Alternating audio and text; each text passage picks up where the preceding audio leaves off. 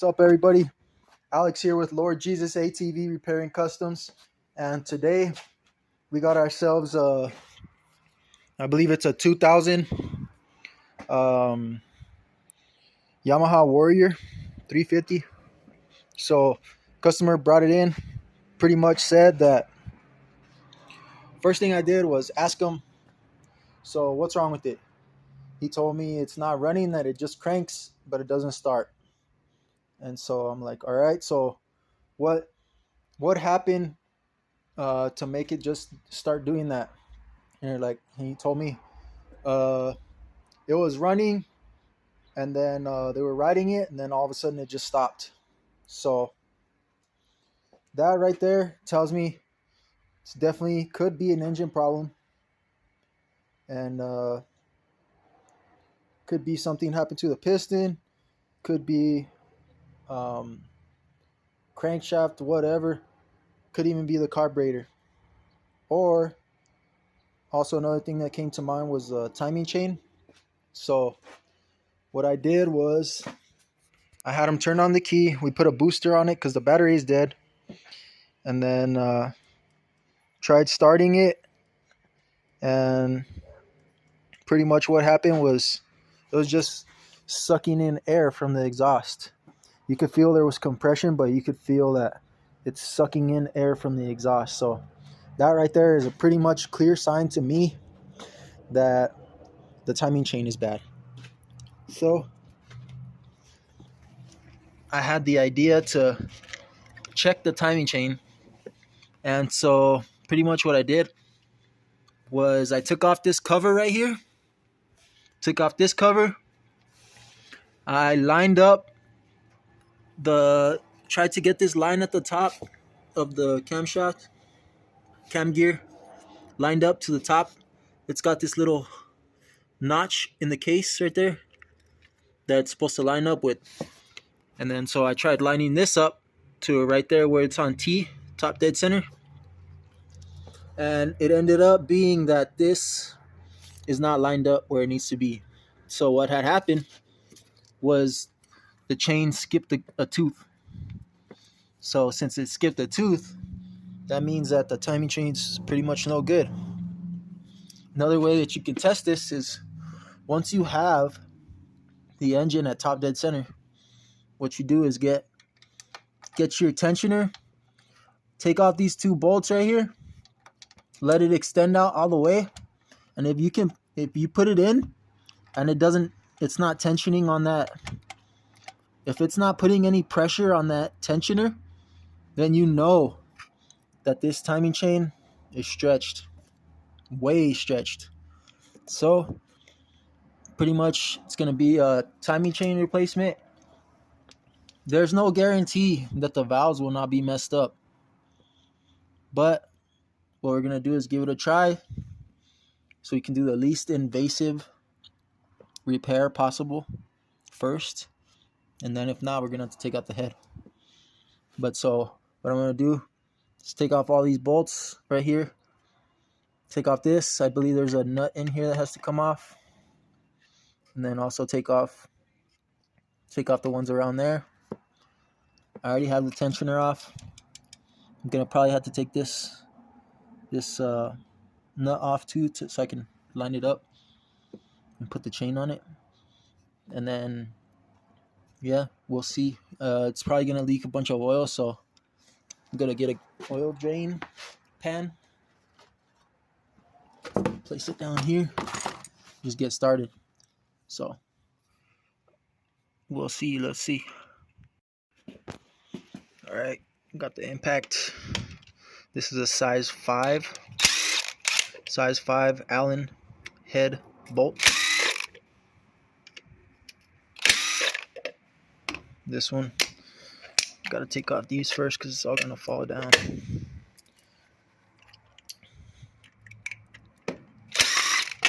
All right, so there's the nut I was talking about. So what that nut does, it has a little collar in here underneath this, and it rides inside of this seal that's here, so no oil comes out. So I gotta take that off. It's a size 17.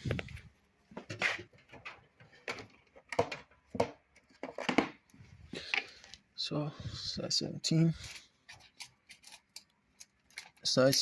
bolt. There it goes. So now I can pull this collar out. Hopefully it's gonna be kind of stuck because it's been sitting in there so long. Pretty much that's how it looks. You can see where it's been sitting on the seal right here. It's all smooth. Now all around here is gonna be size 8. Size 8 all around. All right, got the 8.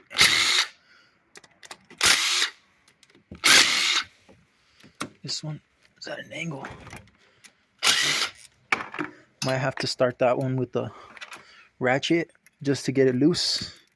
And then once it's loose, then I'll go ahead and take it the rest of the way off with the gun. So that way I don't end up stripping the head off. Because that always happens. See? Take that off.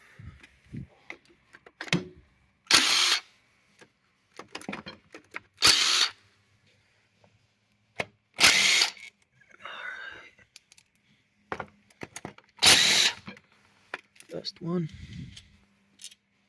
This one has a copper washer on it, so obviously it's gonna need that, because if not, it'll leak. And this one right here has this little wire holder.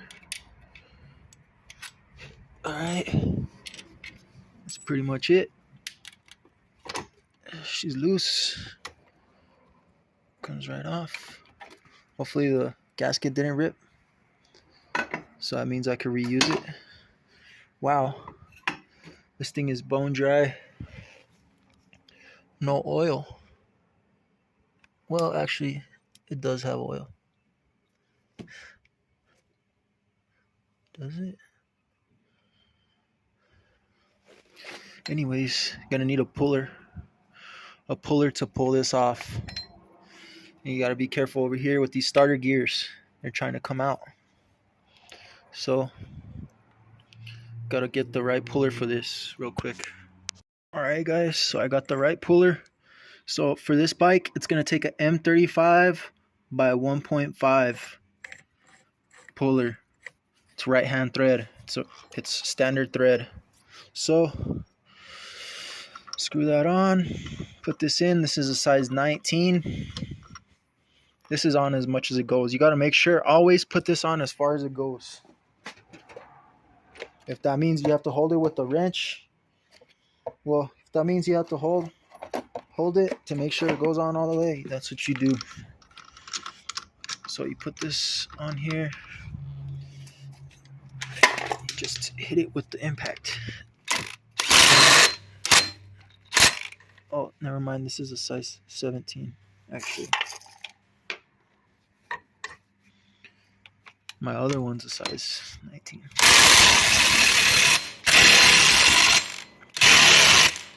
So this battery is dead.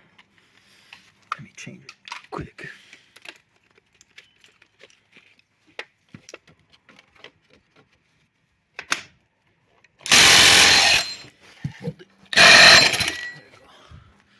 So you gotta hold it so it's not rotating.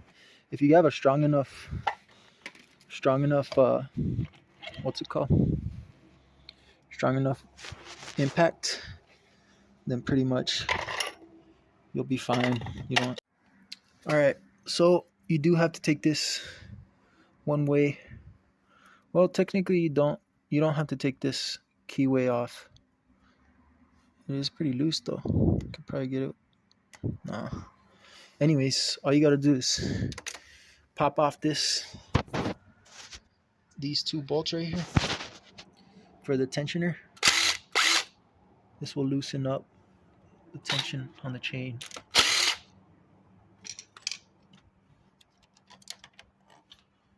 Pull this out. Then now, all right guys, so pretty much you do kind of want to leave this tensioner in for the meantime until you take off this bolt, because it'll help you. But anyways, so what I did to get this off was I took my gear holder tool, clutch holder tool, shoved it inside of these right here, just like that.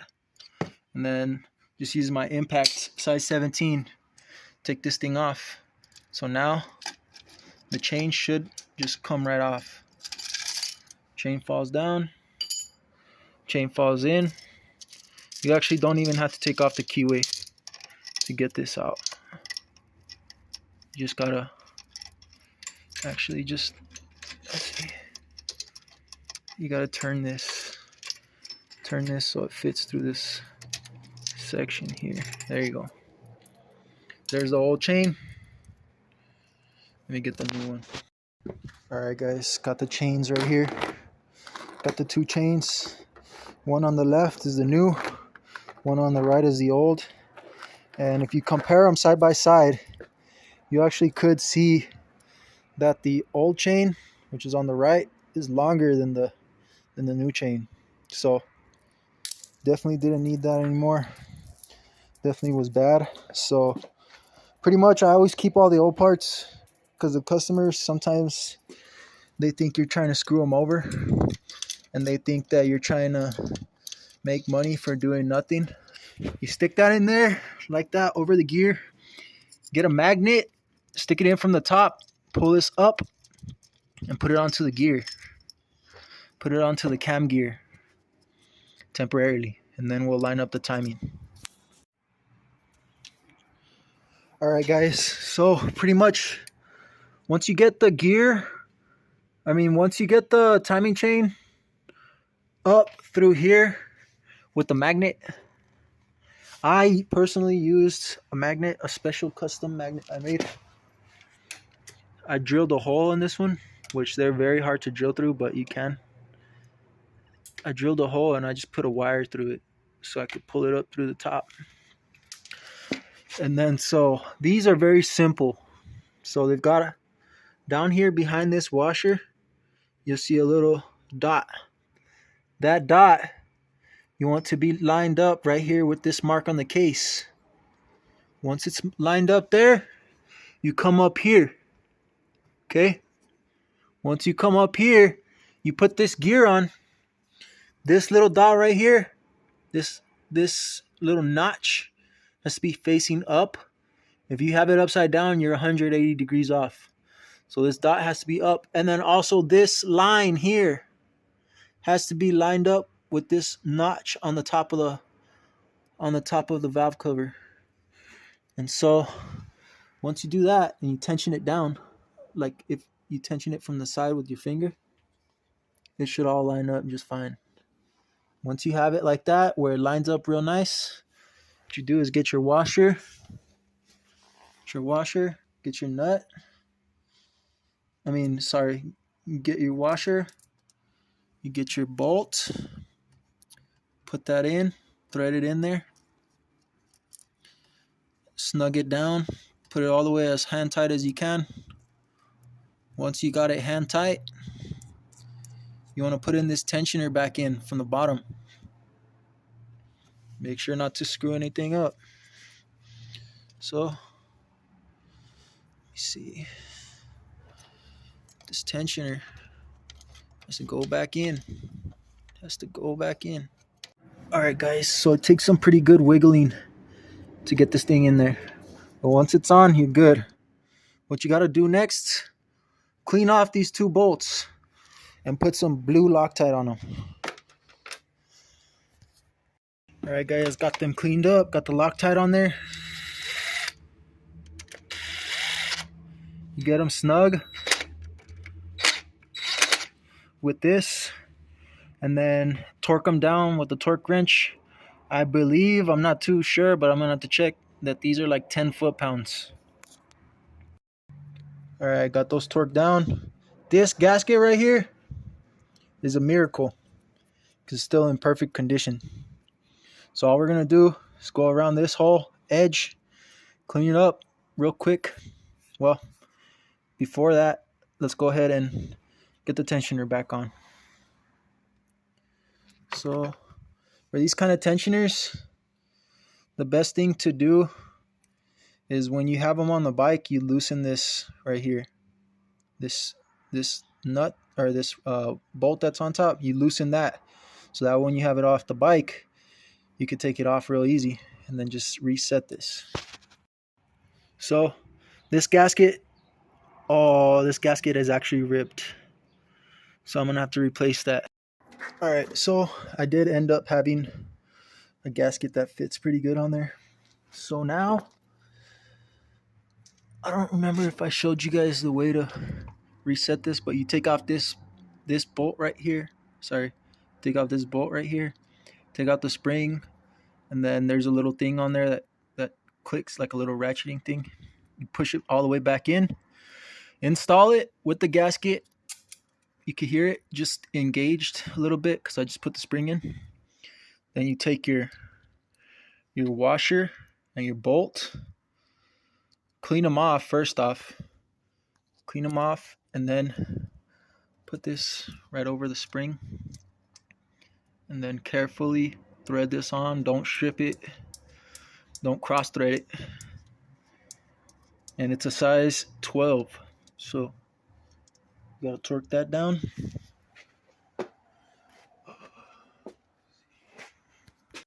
Alright. You shouldn't have to torque this very hard. Alright, now last step. So this is on there pretty damn nice. And then just snug this up. Snug that up. And then go ahead and get you a torque wrench and torque this down. Then last thing, put your flywheel back on. First is this. Put that on. Then to get this on, what you do is you line up the key. Line up the key on the crankshaft with the keyway on this. Once you have it pretty much where it needs to be, the way to get it farther in is to rotate this one in the back. Rotate it while pushing in, and it should end up eventually getting into place where it needs to go. Once you do that, you're pretty much set to go. Let me see. It's not rotating very good. Yeah, she's on. She's on. So now, just clean up this edge real quick. So putting this cover on is a little bit difficult. You just gotta kind of maneuver it in a way to where it doesn't pull up the flywheel off of there. Probably another thing you could do is probably before you put this cover on, put this little collar on there, torque it down, then take the collar off, and that'll lock the flywheel in place. But I did it the hard way. Anyways, so now it's just a game of match the bolts. Match the bolts where they need to go. So that's a shorty. Gotta be a shorty right there. And then they all will have just about the same amount of stick out. So that's how you know. That's how you know where they go. When they all have the same amount of stick out. You can keep these in order. Probably if you're doing like a really huge engine rebuild that has like 1 billion bolts, then you might want to put these in order in the way that best fits you. But for me, these are pretty simple, so I don't really have to do that.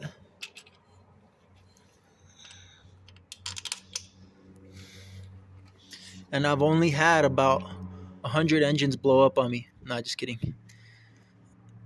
Just kidding. But this goes right here. This is blocking it.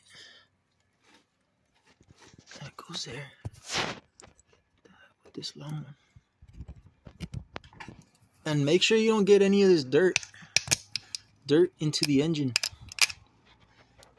You gotta be careful.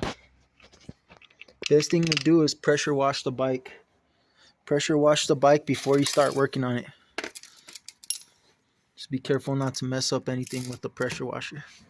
But remember, we had the washer right here, copper washer, still goes there.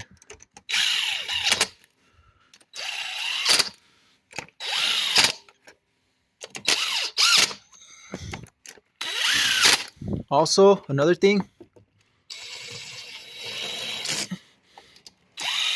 first thing off, you want to snug these down. You don't want to super tighten them.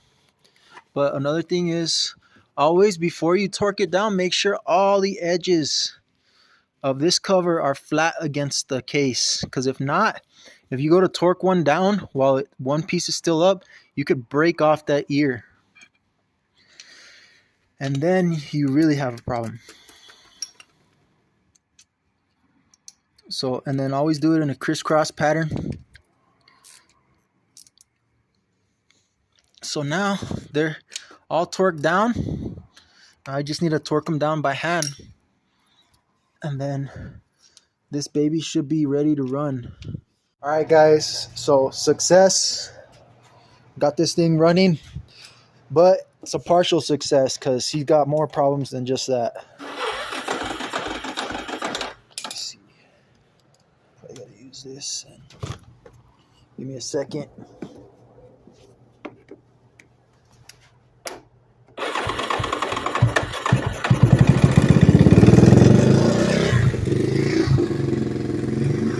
She's smoking.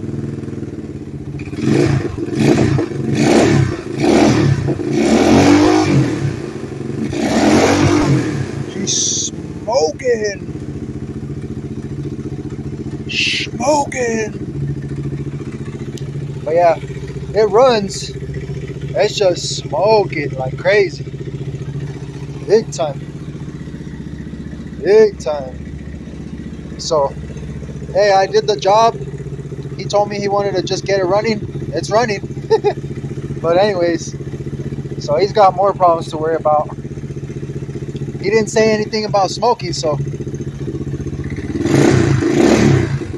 that's not gonna stop. That's piston rings right there. All right, guys. So we got this Warrior running. He didn't say that it was smoking when he brought it to me. He had just barely bought this bike. He bought it not running. He just said that it just stopped running on the people he bought it from. So while they were riding it. So it's running. Problem is it's smoking a lot. So I called him right now. I told him that it runs, but it smokes. So right now I'm getting him a price on how much it'll be to do the top end. So once I get that price, I'm going to let him know, and then we'll see if he wants to do it or not. It's up to him if he wants to continue on trying to fix it, or if he just wants to call it quits with the timing chain and sell it as is, or what. I don't know what he's going to do with it. But anyways, thank you for watching. This is just how I sometimes fix spikes. This is not like the perfect way. Don't think that this is the perfect way. This is just get the job done. And of course, I'm very careful not to get dirt into the engines. No dirt got into that engine, just so you know. But no dirt got into that engine. Everything's torqued down good. It's not leaky. So pretty much that's how I do it sometimes. Right now my shop is super full, so it's hard to work in peace and like very organized. So like I just do it the way that I could get it done real quick, because right now my shop's way too full. So anyways, there it is. Thank you for watching, and Lord Jesus Christ bless you. Later.